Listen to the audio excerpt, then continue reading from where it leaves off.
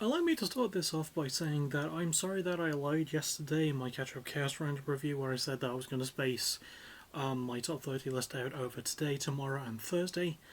I'm not doing that. I'm doing it all in one go. So, with that being said, I'm going to do the bit I was going to save for Thursday for the top 10 now, which is the honorable mentions or the stuff that didn't quite make my top 30. So, we have Ada Rook with Unkillable Angel, Agriculture with The Spiritual Sound, Arm's Length with There's a Whole World Out There, Avatar with Don't Go in the Forest, Backwash with Only Just Remains, Bangs with Maybe She's Born with It, Maybe It's a Trauma Response, The Beths with Straight Line Was a Lie, Bloodywood with New Delhi. I'm really sort of low-key pissed that I couldn't find a spot around the top 30, it's such a good album. Bloom with The Light We Chase, The Clubbirds with You Should Hang Around, Coast Arcade with their self-titled debut, I think it is. Conjurer with Unself, Cusp with What I Want Doesn't Want Me Back, Damage with Damage, that's Damage spelled Damnage, can recommend, solid punk.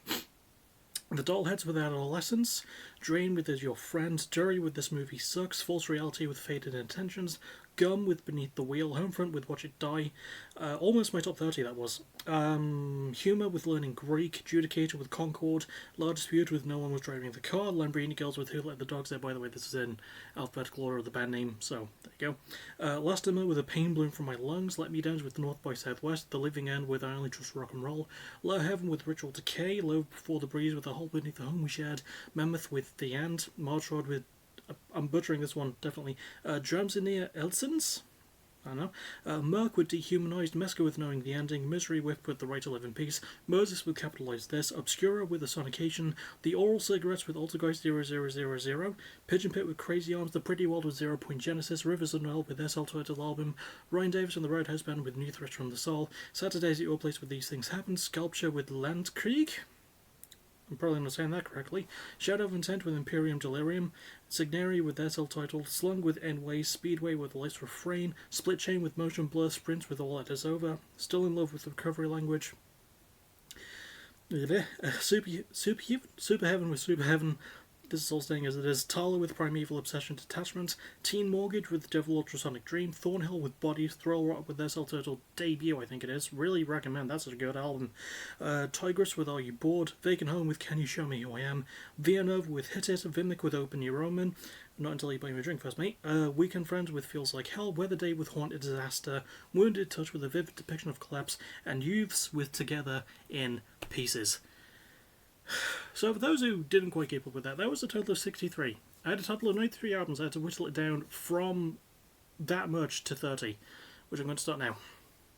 At number 30 we have LSD by Cardiacs. More often than not, I shirk older acts from my lists. Don't get me wrong, I'll spin a new Metallica or Priest or Maiden album and I'll like them, but they typically won't make a year-end list for me. Cardiacs get a special exception though, mostly because A, this album took nearly 20 years to see the light of day, and B, the reason it was able to do so makes me really happy. It isn't often that something like this can be a well-made community project, and the care that went into it is just amazing.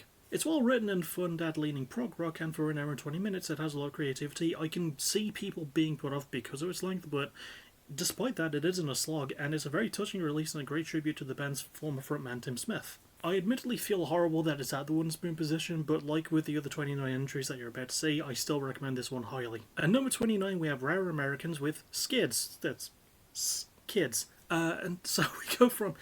That's how it's spelled. We go from an album that I'm glad exists to a band who put out quite a lot of material. It's also only because I'm a big Rare Americans fan and I wanted at least one of their albums to be on one of my lists before I die of my inevitable ischemic stroke. It's also a concept album about a group of skids, which is a Canadian street slang term for outsider youths who wear black, rebel and do drugs usually, and the way that these characters deal with past behaviour affecting how they are as adults. Like all Rare Americans releases, it's got a lot of charisma, storytelling and great pacing. It might have too many short songs to pad it out, but its characters are great, the rest on mixing are solid, and I'm just going to remind you people that Canada has a great music scene that more people should check out. Although on the off chance that Rare Americans themselves are watching this, and I know they're fucking not, maybe next time they could do a full concept album about Brittle Bones Nicky?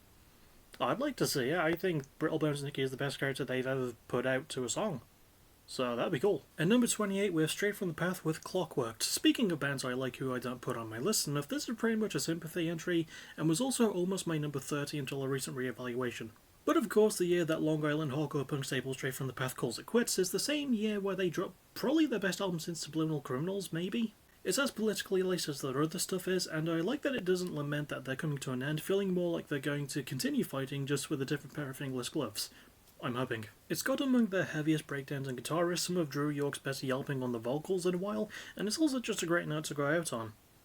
I don't think that they'll be gone forever necessarily, but I think what matters is that they're gone for now, and hopefully they do well in future projects if they take any up. Number 27, we have Suncraft with Welcome to the Coven. I feel like each year there's an entry for a genre that I don't typically include, and 2025 saw the release of the stoner rock doom metal group Sophomore Go. But I'm going to pigeonhole this one and also maybe make people cry just a bit, so you know how cool Every Time I Die were before they split up? Well, this is them if they did a shit ton of psilocybin. What I like about the album is its energy and pacing, keeping a good flow going with some really meaty songwriting and solid layering in terms of production, courtesy of Ruben Willem. I will say this, the album can be quite reliant on its instrumentation. I'm not saying that as a bad thing though, because the riffs and solos go hard, and overall the album sounds like how a leather jacket looks. Also, I'm always going to support younger bands with tons of personality and raw talent, so I recommend you do the same by spinning this one when you find the time. Number 26, we have Oversize with Vital Signs. This paragraph is going to open with a contradiction. See, 2025 was a really strong year for shoegaze as a genre. This is the only shoegaze album in my top 30. It's shoegaze with a more alt-metal lean, but it still counts. And also, this is a great example of how a good style could make up for a lack of substance if that was a problem that this band had, or album had, which it doesn't. I'm also surprised that it's only a few shades under 31 minutes, but the creativity leads to a lasting impact, and the riffwork is so dense but not bogged down, with everything just working wonderfully, having a tight pacing but a loose sense of smoothness. It is produced by Lewis Johns, which helps, and the band have top level chemistry and are pretty good at the style mix, with great themes of loss explored well, and also, naming your debut album Vital Signs kinda goes hard. Number 25, Rat Hole with Proper Cunt Music. In case you couldn't tell from this album's title or the band's name, Rat Hole are a super high-class, highbrow punk duo from London. Setting sarcasm aside is the best option here because this album is so fucking stupid and crass and gross, and I laughed my ass off the entire time. Again, ignore its placement on my list, but this is maybe the funniest album that I listened to in 2025, and it had skits that didn't annoy me like they would on other albums. It can come across as unpolished at times in terms of its production, but that works for this brash and grotty style of British punk, and the band having such why the fuck not energy really helps seal it. It's all surface level, yes, but it's lively, fiery, and has a shockingly good pacing. It's also a strong argument for simplicity being effective, and the song All I Did is one of the funniest songs I've ever fucking heard. I recommend just that song if you want to get into this album, but I also just recommend the album because it's really good. Number 24, we have Motion City Soundtrack with The Same Old Wasted Wonderful World. Now, I didn't realise this when I started placing these entries, but this is the first of a mini-trilogy of bands who haven't put out an album in a while. Motion City Soundtrack were emo, pop-punk, alt-rock darlings that I sort of came around to a bit late, so this is my first full album by them, and I think it's a really good start, as this is straight up just such a nice and charming album, and I always knew that these guys were that, but there's something about the fact that some of these guys are pushing 50 and they're not letting aging taint their worldview in a shade of jade, and they're still writing as brutally honestly as they did a decade ago. It's straight up just one of the nicest sounding albums of the year, one of the most cleanly written and performed in terms of riffs, and the band are just having fun that's not tainted by time, but tempered by it in a way that adds maturity and wariness without being dull or self-serious. Number 23, Propagandhi with At Peace. In part 2 of my trilogy, we have the shortest gap in albums with 8 years since the last one, and oddly, one of my more anticipated albums of 2025. I guess it's because this is my first full album by them, and I didn't spin their previous ones, that this is not higher, and I will take full responsibility for that and get to the other stuff soon. But that doesn't change the fact that this is such a nicely laid and greatly paced bit of punk from Canada. It turns out that their place is really good at doing punk music. The mixing of so many punkish styles with hardcore and thrash somehow works without feeling all over the place, and there's good political lyrics with the main undercurrent theme of keeping hope in a world that continues to dirt itself in gasoline while holding a burning matchbox. And also, as a fan of grudgy, pissed off old man punk, and one woman, I have a reputation to uphold. So I'm sorry that I got into these guys so late, and hopefully it doesn't take until 2033 to get to the next one. Number 22, The Starting Line, Eternal Youth. And to close off the trilogy, a band I totally missed during their heyday and the band with the longest release gap, 18 years since their last one, and this band started when they were clean-cut teenagers. Hearing them as 40-year-olds playing an updated, slightly more grizzled variant of their polished pop-punk style is something I want more bands to do. Again, not every band has to take themselves super seriously when they reach that sort of age of dadhood, but it's nice when they act their age now and then. Admittedly, as a genre, pop-punk didn't exactly have a champion year in 2025, but it was nice to have this honest feeling and nicely fleshed out offering that thankfully doesn't rely too heavily on its nostalgia factor. It can be hard for the old guard to carry on with grace, but thanks to some real personality, catchy hooks, and good vibes in terms of production, the Starting Line are as good a bar for that thing as anyone. Number 21, Stick to Your Guns with Keep Planting Flowers. It's fitting that we close off the 30 to 21 range with one of my bias picks because goddamn, I love Stick to Your Guns. I had a feeling it would be somewhere on my list when it dropped, and sure, it's a bit short and it is kind of just a Stick to Your Guns album, but again, I fucking love Stick to Your Guns. It's one of their heaviest cuts in a while without skimping out on the emotionally charged writing, with the title track being especially a repeat listen for me. Holy shit, the chorus of it hits so hard and it made me cry so many times. The instrumentation also hits hard and the riffs have a huge punch to them. It's also a great showcase for new drummer Adam Galindo, who has such a really good sense of pace and a really nice punch on his snare work. And again, it is kind of just more of the well-produced and passionate hardcore punk that these guys do, but also it's the Stick to Your Guns album, and Stick to Your Guns slap, so fuck yeah. As we get to the 20 to 11 range, I have a few questions for you. Did your favourite album pop up already? And did that upset you, even though you know that every list like this is arbitrary and I enjoyed all of these albums equally, but it's just based on preference? Do you still seethe with anger, even having that knowledge? If so, get the fuck over yourself as we get to the next few. Number 20, Florida Man with Plastique. When a band picks a meme name, they can often get relegated to being something of a gimmick act, and I like a good gimmick act, don't get me wrong, but Florida Man are not one despite picking the name of the internet's favourite hero. The name would really work if the band weren't from South Carolina instead, but you can't win them all. It's a good slice of noise-leaning hardcore punk, and it's somehow one of the smoothest albums I've heard in noise punk as a genre, with a good lyrical theme about AI being bad. And I mean, the band do make a good point with that. Make your own art and support fellow artists. It's an album that's smarter than I am making it sound, but it doesn't make the listener feel dumb for not sticking with it, and as a dumb person, that made me feel good about myself. I also just like how textured and flowy the album feels. It's just overall a vibe, and it's got some really good stuff. At number 19, we have Joey Valence and Bray with Hyper Youth. When I write these things down, I'll stay up all night, because if I'm going to do it, then I'm going to do it decently enough. The third offering in as many years from JVB is maybe their most mature, but it is still a JVB album, so don't expect them to have suddenly lost that sense of enjoyment. I also appreciate the risks that they take, especially as they're still so early into their career and they've released 3 albums back to back to back. It's bolstered by the theme of trying to stay passionate about the thing that you love, and it's got some of the band's most serious work, which, again, is quite a pleasant surprise. It's as well produced as the usual output, and it's got a lot of tricks that it pulls from its sleeves, with a consistent tone and great performances, especially from Bray, who's showing so much on here. Like, Joey's still good, but this felt like a real coming out party for Bray as a performer. He fucking delivers a lot here. It also helps that the beats just go generally hard, and yeah, Joey and Bray still have great chemistry, and there's some really good guest spots. It's, again, more of what they do, but I like what they do, because what they do is really good. Number 18, we have Dead Guy with Near-Death Travel Surfaces. See, the tricky thing about catch-ups is that I never just have the ones I have and then continue on with my day listening to them. No, I wait until YouTubers I watch sort out their favourite albums, I read some music sites, and I'll just stumble across shit randomly as well. The point is, I don't exactly recall how Dead Guy's second album popped up on my radar, but finding out it was a sequel interested me. Finding out that their debut came out 30 years before this one did surprised me, because bloody hell, this thing slaps. It's a tightly scoped and focused bit of mathcore with a good focus on greed as a theme, and it was produced by Steve Evans, who also did their first one, so you know it's good shit. I actually should listen to the first one at some point. Anyway, the fact is, if you like heavy metal-y mathcore with crunchy, riffy, and polished production, and a band that knows what the fuck they're doing, that really feels like they still have skin in the game, even though, again, this is only their second album, and they're away for 3 decades, yeah, put this one on. It's really good. Number 17, we have Lorna Shore with I Feel the Ever-Black Festering Within Me. Good lord. I hate metalheads sometimes. They might just be the hardest music community to please that I know of, and I'm in that community, so I'm aware. Everyone was excited when Wal Ramos came to the forefront for this guy's last album, and the moment that the dude wants to openly write about his feelings and, God forbid, try and be helpful, people suddenly turn on the band. I don't get why the community reacted so negatively to this one. It makes no sense to me. Sincerely to those people, fuck off, this album's great. Wal Ramos is up there for one of the best vocalists in modern day heavy music full stop, and the dude has the charisma and the heart to be vulnerable, adding more symphonic and extreme elements to their sound rules. The production is as elaborate as it's ever been, and the dark themes of Will's family history with dementia carried by an optimistic undercurrent is apparently too much for metal fans. Or maybe it was the pacing, which is great despite it being over an hour and 6 minutes. I don't know, I like this one, and I wish I knew why so many people turned on it so quickly, because it's just baffling to me. Number 16, we have Hot Milk with Corporation Pop. You know from my 2024 list how I mentioned that it took a while for Stand Atlantic to make their shit glue together? Well, it took Hot Milk half the time, and also sort of revamping of their sort of pop-punk sound with more focus on the punk aspect and an alt-rock tinge, mixed with more political theming and also just more fun. I did like their debut, but I did want them to tap into their potential more, and yeah, no, they absolutely 100% lean into on this one.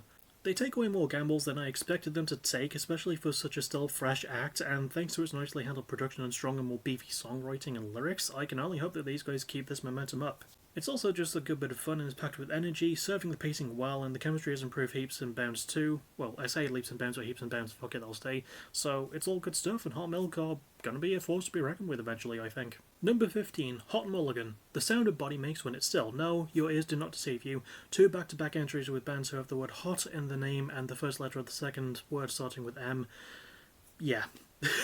Hot Mulligan are also emo leaning with the Midwest vibe and post-hardcore depths here and there, and they're also slowly creeping to being my favourite Midwest emo band right now, maybe, probably, of the modern day, probably. Also, weirdly, this is the second album in this list to go over dementia, focused on the lead singer's grandmother who suffered from it and passed away from cancer a few years ago. I guess that bands writing albums focused on the loss of beloved family members has an effect on me, for some reason. Hot Mulligan have always been quite an open band, and their riffs and writing is still strong, but there's something more cathartic about this one compared to other releases, and the outpour of emotion feels like more earned on this one, maybe than ever before, and I think if they keep going this route, again, they're going to be a really big name soon.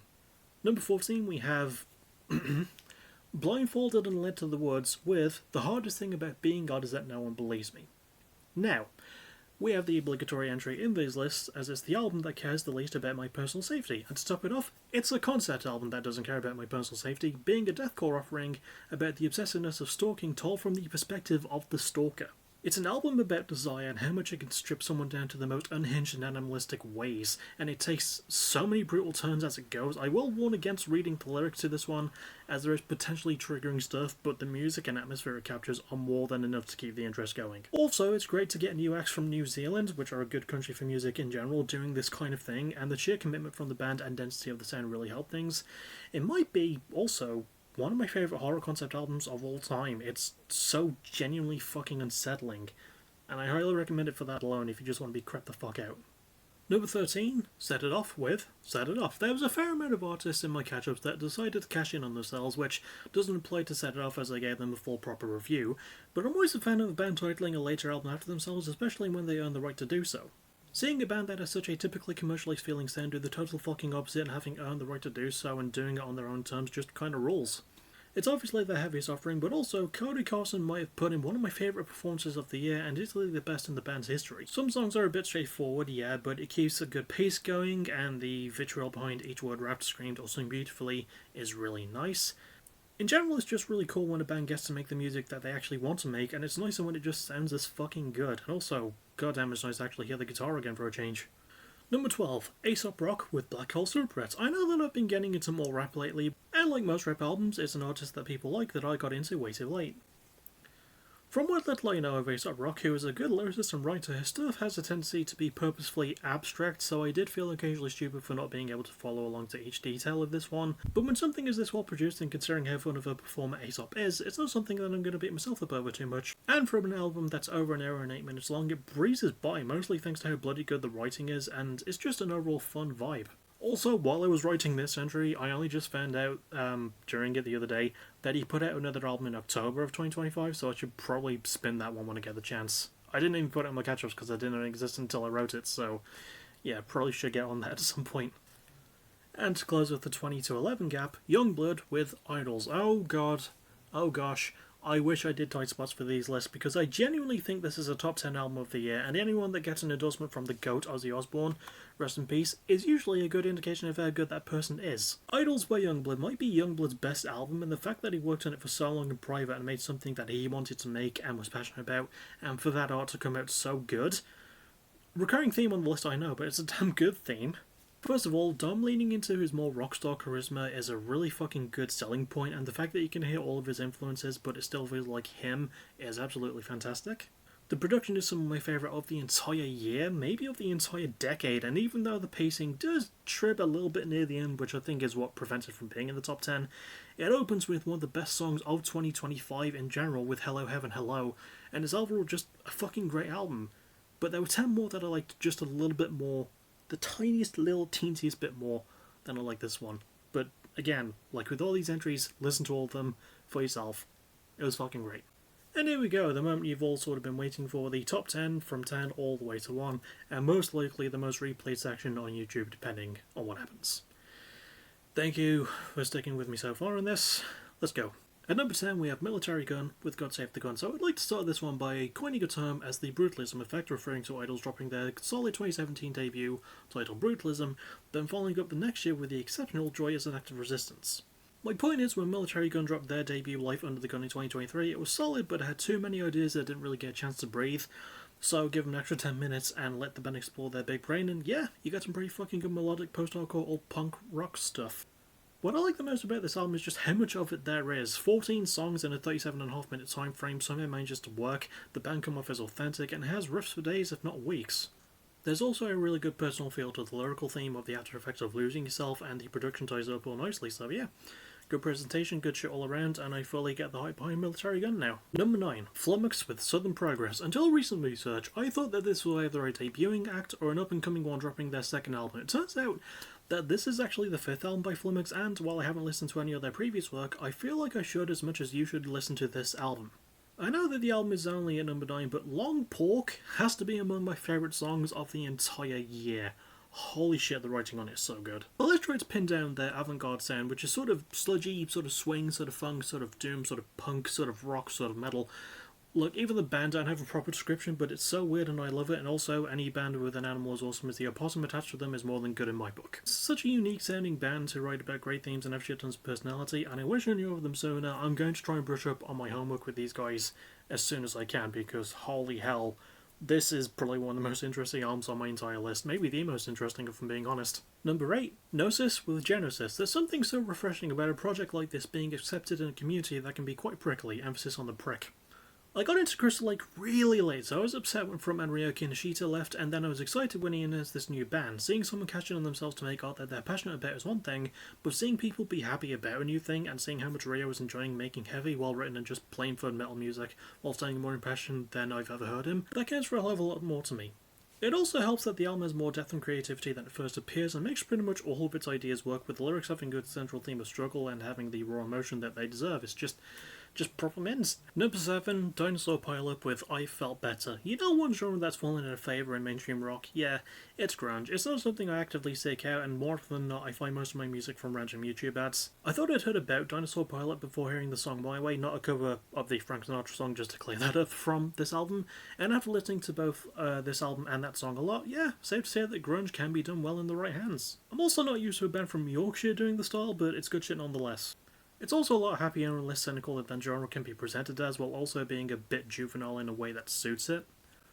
It's a very fun album about trying to maneuver through a world that keeps getting harder to want to be in, with great guitar, slick mixing, and some proper good band work from the trio in question. Really like Matt Biglin's vocals, really like the lyrics, really like the pace. Yeah, not a lot about this that I hate, really. Number 6, we have Creeper with Sang of War 2, Mistress of Death. More often than not, when a band does a concept album, they're likely to do a sequel to it. That sequel can be presented well, or something can go wrong somewhere. Sometimes the band will just write a sequel as an obligation.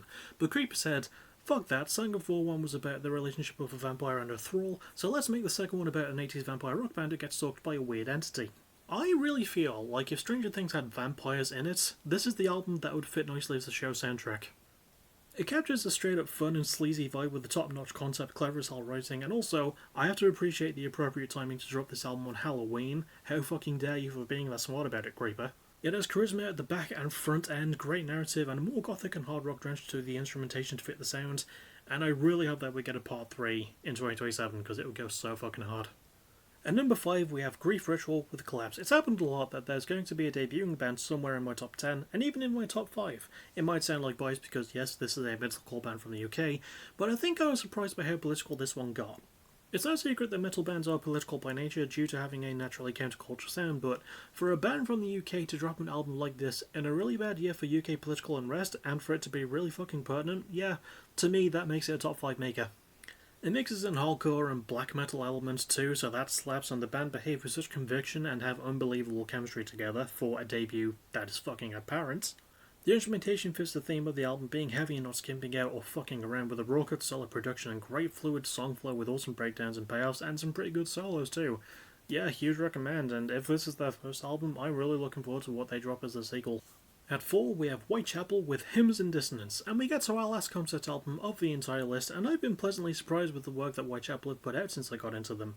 The difference is, while the Valley and Kitten raise the question of who hurt Phil Bozeman, Hymns and Dizziness raises the question of who is Phil Bozeman going to hurt? I am a latecomer to this band, but this is the most angry I've ever heard them, and it fits as the concept is about a deranged hell cult wanting to open a portal to meet Satan himself, and they do not cut out on the violent acts that the cult leader, who is sort of the main character, or hero even, in huge quotation marks, commits. It's maybe the heaviest album I've heard this band put out, and maybe their strongest and riskiest in terms of songwriting, with Bozeman putting his fucking chest into his screaming and his growls. His lows are so good.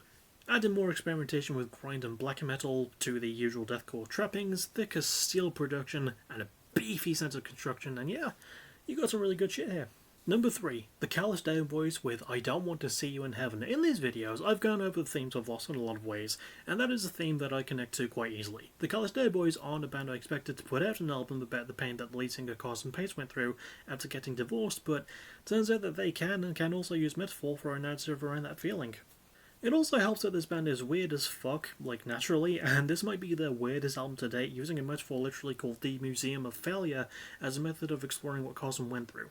It's their most interesting and cathartic album as a result, and the wild and unpredictable nature of where the album is going to go next is one of its biggest factors, same with the bold and late production and just the blooming great work rate. I've had faith in these guys since their debut in 2019, so I'm really looking forward to seeing what they drop in 2028 if I'm lucky enough to live that long, and I hope I am because the Callous Day Boys are so fucking good. And number 2, we have De La Soul with Cabin in the Sky. This is a group I always wanted to get into as I'd known of them for a while, so it's sad that my first album by them is the first without founding member David Jolicoeur, aka Tregoy the Dove, Plug 2, and simply Dave. I don't just love this album because it's a tribute to a fallen friend and a fallen great. I fucking adore the album because it's not mournful of David's passing, but instead celebrating his life and legacy. Also, it's narrated by Giancarlo Esposito, so that instantly gets it more coolness points. I love the warm tone of the album, the guest spots, the lyricism, the flow, the gorgeous production, and the buttery smooth pace, which is no mean feat for an album that's over an hour long. I think it may be my new favourite tribute album, maybe even beating out the Grey Chapter for Paul Gray by Slipknot, I don't know. I don't have much else to add, so I'll end this paragraph by explaining the album's message. Don't mourn that someone that you loved is gone, but be happy that you got to share the memories with them while they were still around. And my number 1 album of the year, Dropkick Murphys with For the People. This is the one album that kept re-entering my mind throughout 2025, so I'm going to go through the reasons why. First of all, it's fitting how an album by one of America's best punk bands ever was released on the 4th of July, so again, like I said to Creeper, how fucking dare you? Secondly, the album just rules, but it might be the best example of what punk truly is. Kindness. The recurring theme is not to cause divide when bad things happen, it's to put an arm around your fellow man and be there for them in their time of need. In a year where genuine niceness was in short supply, I don't think that celebrating an album that is this nice is a bad idea. But it's not just that, because the lyrics are wonderful, with themes of helping your fellow person, friendship, and standing up against the wrongs of the world. Instrumentally, it's rich, layered with great bagpipes, banjo, piano, accordion, guitar, bass drums, keyboard as well, I think, all hitting wonderfully with so much energy, melody, and a razor sharpness that ties it all together so wonderfully. The construction is strong in terms of pacing and writing, mixing up its energies to keep things from being predictable while being cohesive and cathartic. The performances are fantastic, with no one putting in a lazy shift, but I have to highlight Ken Casey's work as the frontman. He speaks with so much conviction and passion, and the whole band just follows suit, as do the guest spots. There's some really fucking good guests on this album. The production is fantastic as well, organic and feeling natural, with Ted Hutz adding layers that don't bog things down with denseness, but instead let the elements of the sound shine brightly, from the folk stuff to the punk stuff to the more rock-leaning stuff. It just all works. I don't know if this is going to be everyone's favourite Dropkick Murphys album, but it might just be the most important and perfectly timed one. So do me a favour, and stand up when you see wrongs being done. Fight for your causes, and take care of those closest to you. Try to build a better world out there, out of the ashes of the ones that we currently have, so that the next generation will have something to look forward to. If not for you, then for the people that you love the most. And that is it for the top 30, all done in one video. And I think the next thing I'll see you for might be a vlog, or more likely a stream, because I'm not doing music of the week this week, or maybe anymore. I have an idea for it, and I want to see how it plays out, but that's all I'll say about that. Next thing you'll more likely see me for will be stream on Friday. So I'll see you all for that. And as always, I hope 2026 is nice to you, even though we're 3 weeks in and it's already kind of a dumpster fire. So I will see you all then for whatever's next. As always, thank you for watching. You're awesome. Bye bye.